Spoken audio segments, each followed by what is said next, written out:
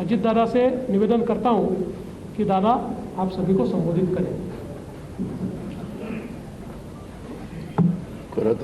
खरं तर देवेंद्रजींनी सर्व सांगितलेलंच आहे। मी फक्त एक खुलासा करू इच्छितो की मी माझ्या वेगळ्या कामाच्या करता दिल्लीला गेलो होतो, मी कुणाला भेटायला गेलो नव्हतो। तुम्ही मस्त चॅनलवाल्यांनी दादाला आज भेट नाकारली, उद्या भेट नाकारली। मी भेटायलाच गेलो नव्हतो तर भेट नाकारायचा प्रश्न येतो कुठं? मी गेलेलो होतो, त्या सगळ्यांनी माझी पत्नी सुनेत्रा पवारांना राज्यसभेवर सभासद केलेलं आहे। त्यांना 11 जनपद तो बंगला अलॉट झालेला आहे। मला कुठलंही जरी गव्हर्नमेंटचं घर असू द्यात, आमचं स्वतःचं घर असू द्यात, मला नीटनेटकं लागतं आहे, आपल्याला सगळ्यांना माहिती आहे। आणि म्हणून मी तिथं आर्किटेक्टला घेऊन काय नियमामध्ये गोष्टी करता येतात ते एक गोष्ट होती। आणि प्रफुल्लभाई आणि आम्हाला आमच्या केसेस ज्या चाललेल्या आहेत त्याच्याबद्दल मी कधी वकिलांना भेटलेलो नव्हतो। नेहमी प्रफुल्लभाईची इथली जबाबदारी दिल्लीची पार पाडायची। आपल्यालाही माहिती आहे, काल पण तारीख होती ती पुन्हा पुढं ढकलली काहीतरी आमच्या चिन्हाची, तर तो पण एकदा विषय तो संपावा। तो आमचाही विषय तिथं सुप्रीम कोर्टामध्ये प्रलंबित आहे। अर्थात सुप्रीम कोर्ट त्याच्यामध्ये सगळ्यांची बाजू ऐकून घेऊन योग्य पद्धतीने निर्णय देईल। परंतु बागे कधी इकडच्या व्यापामुळे मला वकिलांना भेटता आलेलं नव्हतं, त्यांनाही भेटणं अतिशय गरजेचं होतं। आणि अजून एक जवळच्या व्यक्तीचं नाते लग्न होतं। अशा 3 गोष्टीच्या करता मी गेलेलो होतो।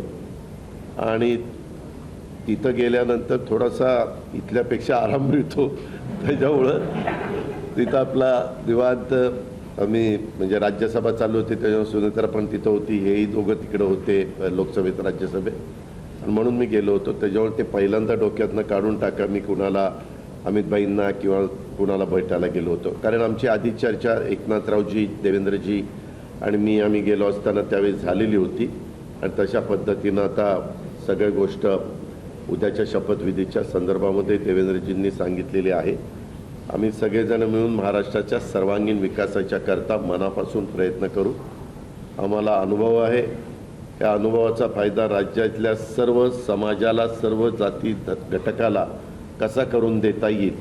वेगवेगळ्या प्रकारचे गोष्टी घडत असतात, नैसर्गिक संकट येत असतात, त्याच्यातून आमचा शेतकरी अडचणीत येत असतो, परंतु त्याला पुन्हा त्याच्यातून कसं आधार देता येईल, बाहेर काढता येईल। आणि आता केंद्र सरकार पण त्या बाबतीत मागेही बरोबर होतं, आताही बरोबर आहे। आता 5 वर्ष आता ते अतिशय चांगलं बहुमत आहे की त्याच्यात आता कुठंही आम्हाला तिघांना पण ह्याला सांभाळा त्याला सांभाळा, हा तिकडे गेला, हा रुसला, हा फुगला, आम्ही रुसून फुगून देणारच नाही। पण असं फार काही तिथं वेळ देण्याची जबाबदारी येणार नाही, ती चंद्रशेखर बावनकुळे आणि सुनील तटकरे त्यांच्या स्तरावर पार पाडतील। आम्ही सरकारचं काम उत्तम पद्धतीनं पार पाडण्याचं काम मनापासून करू। आणि जो आश्वासनं कालच्या आम्ही निवडणुकीच्या काळामध्ये दिली गेलेली आहेत ती आश्वासनांची पूर्तता करण्याच्या करता आम्ही योग्य पद्धतीनं राज्याला पुढे नेण्याचं काम करू। आणि राज्य देशामध्ये सगळ्या राज्यांच्यामध्ये महाराष्ट्राचा एक वेगळा नावलौकिक आहे, जो पहिल्यापासून स्वर्गीय यशवंतराव चव्हाण साहेबांनी सांभाळलेला आहे।